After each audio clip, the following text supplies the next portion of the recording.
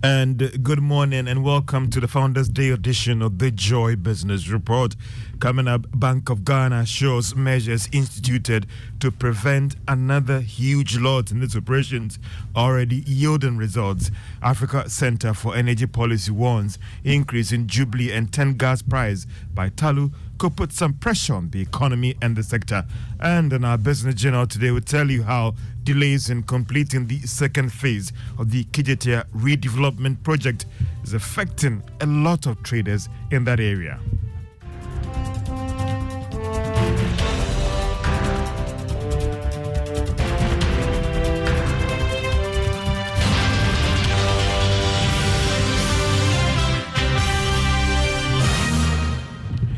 My name is George Wiafe. Let's now settle for the details.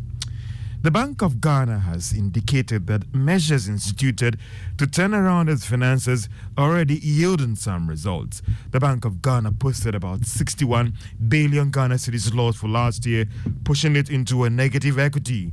Governor, that is Dr. Philip Abrodotu, is Director of Research at the Bank of Ghana, and he has been speaking on PM Express Business Edition. I think our hands are going to be bent again. Those steps that are put in place will ensure that we get out of this situation quickly. And if you read the forward, the governor's forward in our annual report, 4 steps have been outlined. 1, trying as much as possible not to lend to government again, which in the IMF program, we have locked that in as zero financing because it's about profits and what we do with these profits. So these profits are no more going to go to government anymore. These profits are going to use to offset the negative equity that is sitting on our books now.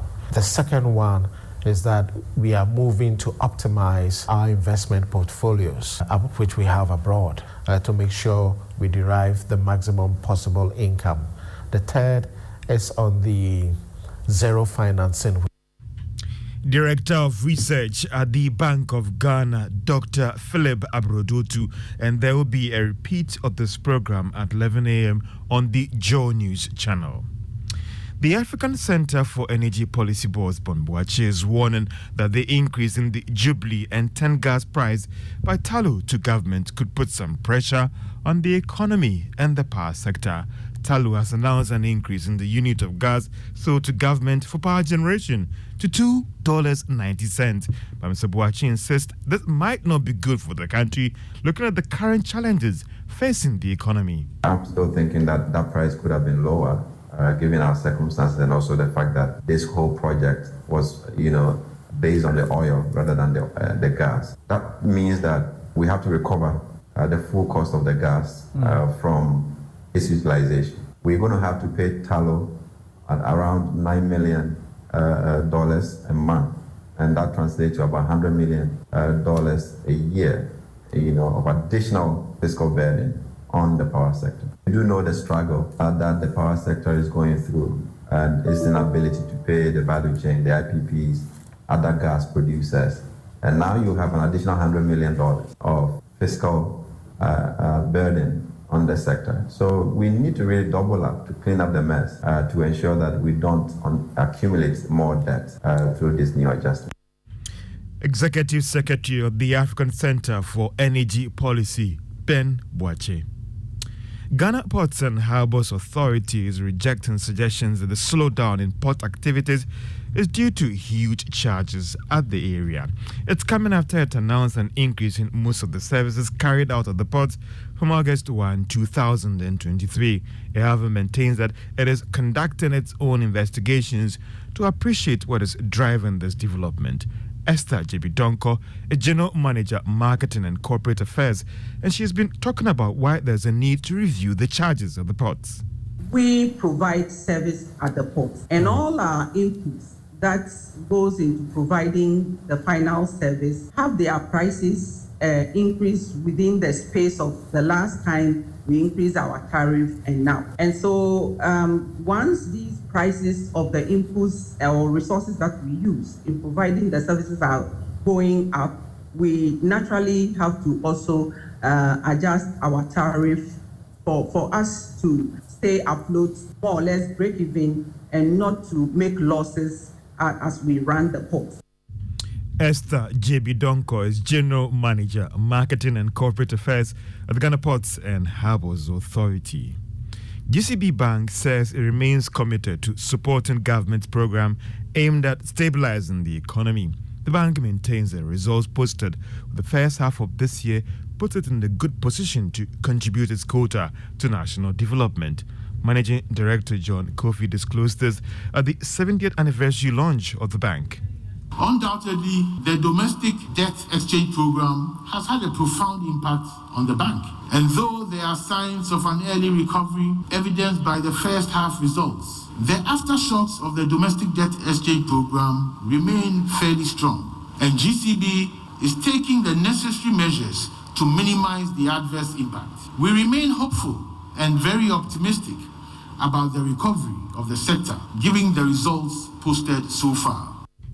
John Kofi Adomako is Managing Director for GCB Bank PLC.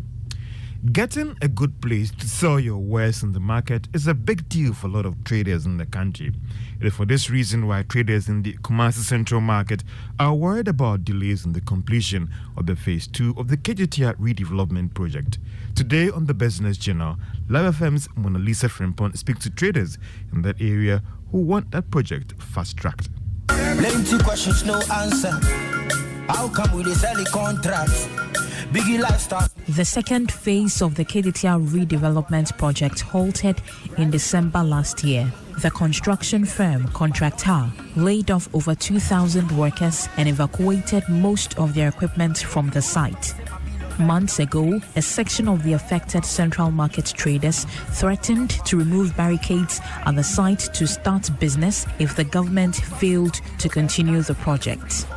The traders are up again, prevailing on the government to ensure the contractors return to site. Deputy Chairman of the United Petty Traders Association, Emmanuel Amoa, says the traders risk their lives plying their trade on pavements. He said, "We are all trading on pavements. They should finish the construction of this project before December this year."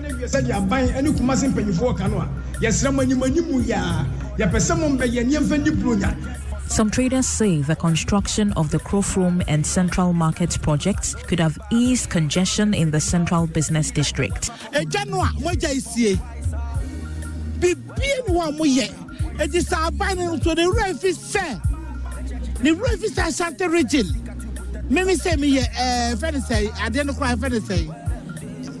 Organizer.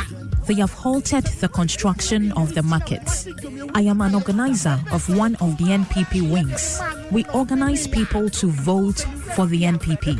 If they do not finish this project, we will vote against them in the upcoming elections. We will even go to the extent of pulling down the edifice. He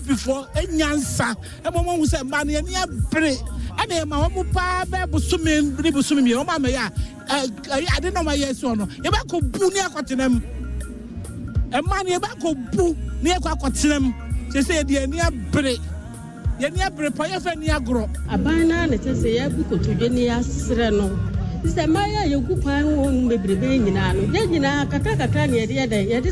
we are pleading with government. We want to leave the streets and sell in stalls.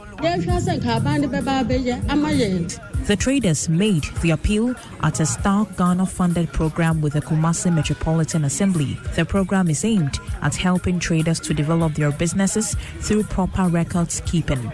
Project coordinator Edward Techi says poor records keeping affects traders in accessing loans for business expansion. He also appealed to the government to bring back contractors to site to continue the Central Market project. He